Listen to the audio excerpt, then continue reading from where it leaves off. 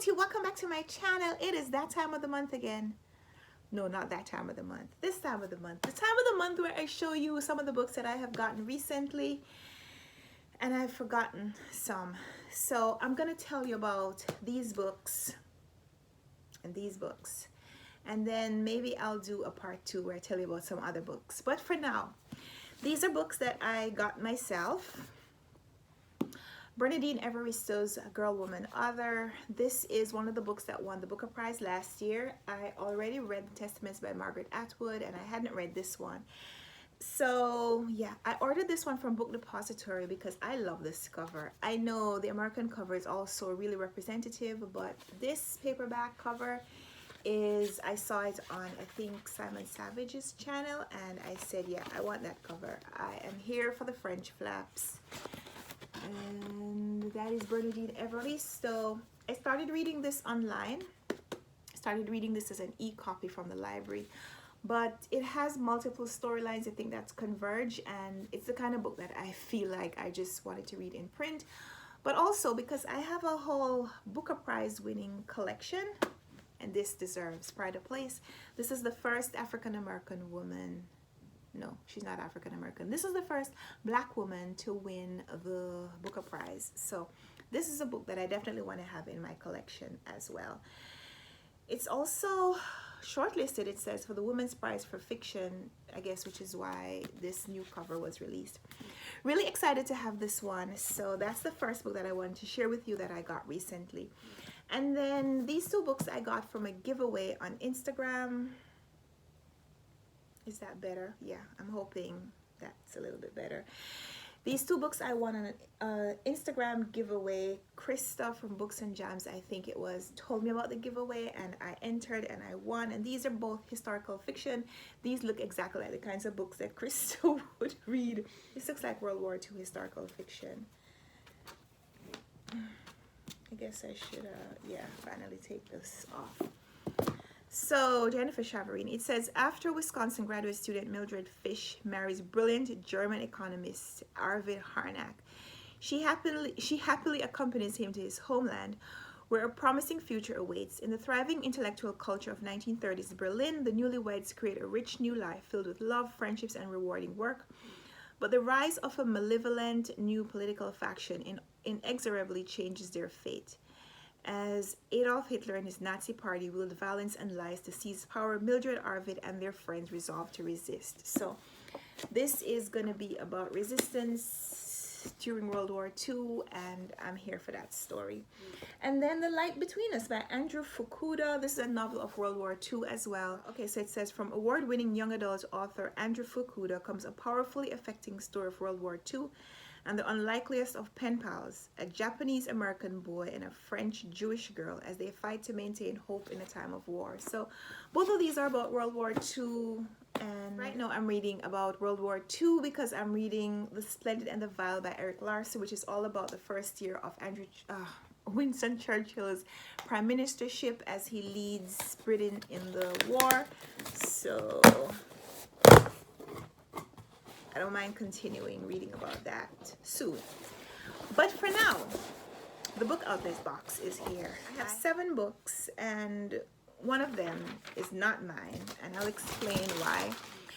You know, I make Runwright Reads book boxes. Those are subscription book boxes that I mail out to people. They purchase boxes, and I assemble a box, curate the experience, send them things that correspond to the experience of reading the book. So one of the books in here is for a Runwright Reads book box. So I'll show you that one first, since that one is not for me. I am making a book box around Augustown by Kai Miller. So this is for my recipient. And you might remember that I got a copy of this one for myself in the previous book outlet box that I purchased. So that is one book here that is not mine. But the other 6 are. First is White Sargasso Sea by Jean Rhys. This is a pretty popular book, I think. And I don't know if everyone knows that this author is Caribbean. Jean Rhys is from Dominica. And White Sargasso Sea, I don't know if it's all set or part of it is set in Jamaica. It is supposed to be related to the Jane Eyre story. In her brilliant novel, Jean Rhys rescues the madwoman in the attic from Charlotte Bronte's Jane Eyre and brings her to life as the beautiful and tragic Antoinette Causeway. So in Jane Eyre, Jane is in love with a man who has a wife, and his wife is mentally ill and being hidden in the house. So this takes that story and expands on it, but yeah, this is 155 pages. I am so looking forward to reading this. This has been on my TBR for years, and I didn't have a copy, and I also didn't know that the author was Caribbean. So this is probably going to be on my Caribathon, Readathon TBR. Caribathon, if you're new to the channel, is the readathon that I'm going to be hosting here on YouTube in June 11th to June 20th, which is to read books set in the Caribbean, specifically books that are written by authors from the 13 independent Caribbean countries, but in general, Caribbean books all month. So this is the first of my book outlet haul. Is that the only fiction book? No, I have another fiction book also for Read Caribbean this month. This is The Confessions of Franny Langton by Sarah Collins. I didn't realize that this was also a Caribbean author. Sarah Collins is of Jamaican descent and grew up in Grand Cayman, and that is the author. And this is the book. And what was the synopsis again? I don't remember. All of London is abuzz with the scandalous case of Franny Langton, who is accused of the brutal double murder of her employer's renowned scientist George Benham and his eccentric French wife Marguerite. Crowds pack the courtroom, eagerly following every twist, while the newspapers print lurid theories about the killings and the mysterious woman being held in the Old Bailey. The testimonies against Franny are damning, but she does have a tale to tell. A story of her childhood on a Jamaican plantation, her apprenticeship under a debauched scientist who stretched all bounds of ethics, and the events that brought her into the Benhams' London home. I'm here for the Jamaican authors and Caribbean authors on a whole, and books set in the Caribbean are about Caribbean people who have moved to other places in the world. This is going to be the bulk of my reading in June, so I'm excited about that one. And then the other 4 books are all nonfiction. I read this one a few years ago and wanted to reread it, but I also wanted to have my own copy, and when I saw this on Book Outlet for cheap, I knew I had to have it. This is The Rise and Fall of Adam and Eve, the story that created us, by Stephen Greenblatt. This is the author of Swerve, and he won... Did he win the Pulitzer Prize for Swerve? I think so. Yeah, it says it right here. Pulitzer Prize winning author of this Swerve. This is a really good read. It's about the creation story of Adam and Eve, but also other theories about the beginnings of the world. The most influential story in Western cultural history, the biblical account of Adam and Eve, is now treated either as the sacred possession of the faithful or as the butt of secular jokes. Here, acclaimed scholar Stephen Greenblatt explores it with profound understanding of its cultural and psychological power as literature. Fascinating read, and I want to reread it just because I feel like I should get more from that book. When I read it a few years ago from the library, I was in a rush. I'm going to be joining a read-along of this book with Jen from Remembered Reads, I think. The Bully Pulpit by Doris Kearns Goodwin. This book won the Pulitzer Prize a few years ago, and it is a large book. This is, my goodness, this is over 700 pages long. It goes up to 800 plus, but that is including appendix and notes. The text ends on 750. Yeah, so 750 pages of text. The Bully Pulpit is subtitled Theodore Roosevelt, William Howard Taft, and the Golden Age of Journalism. The Bully Pulpit is a dynamic history of the first decade of the progressive era, that tumultuous time when the nation was coming unseamed and reform was in the air. So this is about the muckraking press, and I have been wanting to read the Muckrakers books for a while. I also have The Jungle by Upton Sinclair, which I bought last year, planned to read, didn't get to. So maybe I should read those two together as companion books, like Doris from All the Books is always suggesting. This is a big book. It's pretty heavy, and I'm excited to own this one as well. So that is another one. And then Thinking in Numbers by Daniel Tammet. One Life, Love, Meaning, and Math. This is another math book. I like books about math.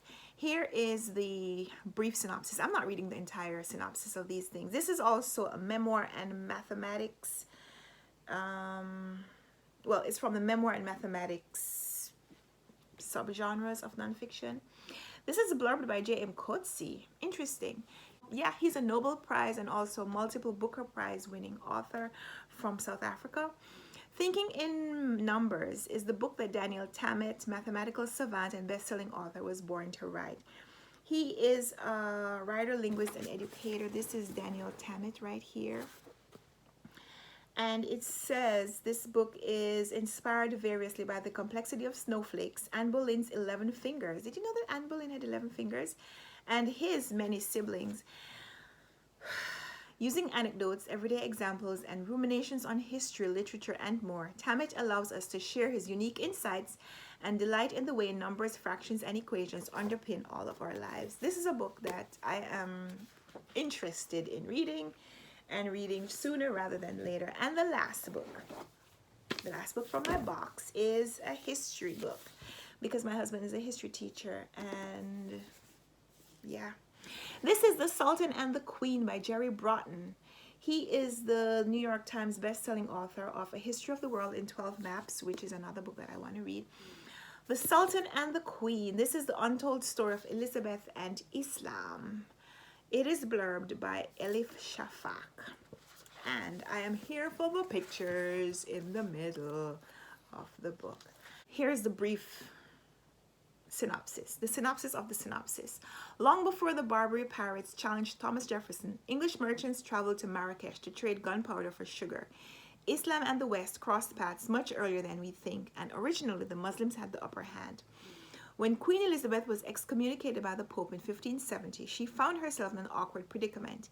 England had always depended on trade, and now its key markets were closed to her Protestant merchants, while the staunchly Catholic King of Spain vowed to take her throne. In a bold decision, she set her sights on the East. She sent an emissary to the Shah of Iran, wooed the King of Morocco, and entered into an unprecedented alliance with the powerful Ottoman Sultan Murad III. This marked the beginning of an extraordinary alignment with Muslim powers and of economic and political exchanges with the Islamic world. I don't want to stop reading. Of a depth not again experienced until the modern age. I'm looking forward to reading this, as you can tell. So those are the books that I got from Booklet. Those are the books that I got from Book Outlet. Yeah, that's what I wanted to say. And a couple of other books that I wanted to share with you. I think I have another haul, so I'll make a part 2 of this video sometime soon. No, I can't end this video without showing you. Stop 1 second. And yeah, I couldn't end this video without showing you. This just came in the mail this morning. This is The Flicker of Old Dreams by Susan Henderson. This is a gift from Patrice, who is a subscriber. She doesn't have her own booktube channel, but we have a buddy read group, and I love chatting with her. And she shared this book. Well, she shared the cover, and I talked about how the cover was beautiful, and then she sent me a copy just out of the blue. This is fantastic. No, this is the synopsis of the synopsis. Mary Crampton has spent all of her 30 years in Petroleum, a small western town once supported by its grain industry. Living at home, she works as the embalmer in her father's mortuary, an unlikely job that has long marked her as an outsider. 20 years ago, an accident in the grain elevator killed a beloved high school athlete. The granary closed for good, the train no longer stopped in town, and Robert Golden, the victim's younger brother, was widely blamed for the tragedy and shipped off to live elsewhere. Now he has returned to care for his mother. I'm hoping that this is going to be really interesting, but for now, these are the books that I have gotten recently, and I couldn't wait to share them with you. So here's my recent book haul. Give me a thumbs up if you like this video. Subscribe if you want to see more. There's probably going to be a part 2 to this book haul video, because I have some more books that I've been getting from publishers and so on that I haven't shared with you before. So for now, let's talk in the comments. I'd love to hear if you've read any of these or want to read any of them. Let's chat down there. And until next time, happy reading. Bye.